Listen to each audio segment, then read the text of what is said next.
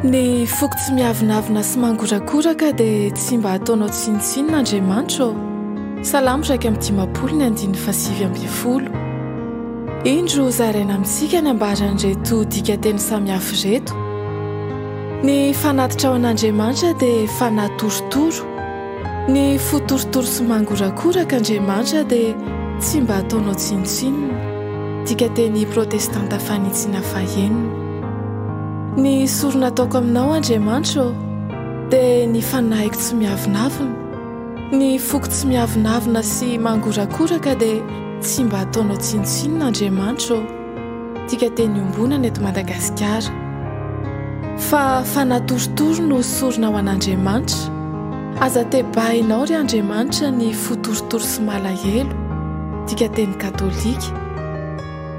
Voalaza fa lehilahy no nanao ity salamo ity izay tsy iza fa Davida. Saingy tsy misy hanavahana na iza na iza kosa ny fanatonana an'Andriamanitra raha toe-po sy toe-panahy no jerena.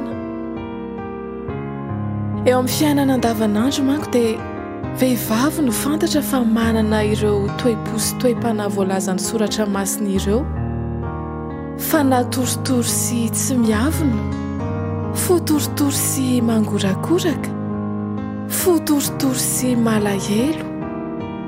Manana tombony tokoa ny vehivavy satria tsy manafina ny ao am-pony sy tsy miseho matanjaka fa manaiky-lefitra. Toetra izay tsy hanaovan'Andriamanitra azy ireo tsinontsinona fa tena iaino ny tompo azy ireo kosa. Koa andeha isika tsirairay iaina ny voalazan'ny soratra masina ka sahiteny hoe amorony fo madio ao Andriamanitra, fanahy mahatoky no ahoreno ato amiko. Salamo 1:10 Andriamanitra, amorony fo madio aho ary fanahy mahatoky no ahoreno ato anatiko. Amen.